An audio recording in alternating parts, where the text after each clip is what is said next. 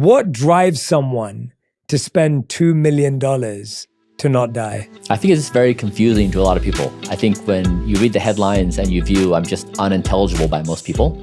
And I think if you look back, let's just say we fast forward a few hundred years and you live in the 25th century and you're reading the history books of this time and place, I think it'd be pretty obvious to them. They would say like, oh, of course, that's when humans figured out they were transitioning from die to don't die. Like that's the big thing. Like they had the technological and medical progress to say they could now begin extending their lifespans to some unknown degree.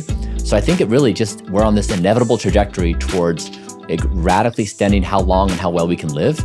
And I'm really the forerunner in trying to start that process. And how did you compute the amount of 2 million? How did it get to that? Like what does that involve and include to get to that level? So the 2 million is primarily spent on the research and the measurement. And so what I do day to day is very low cost. I'd say the majority of people can afford it. Most things are actually free.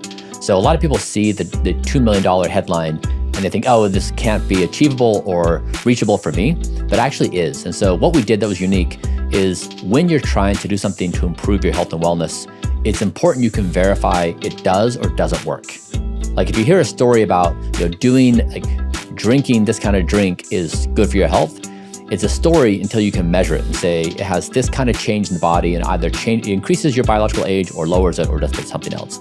And so I became the most measured person in history, and that's really expensive.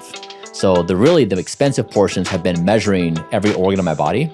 The actual protocols are really low cost.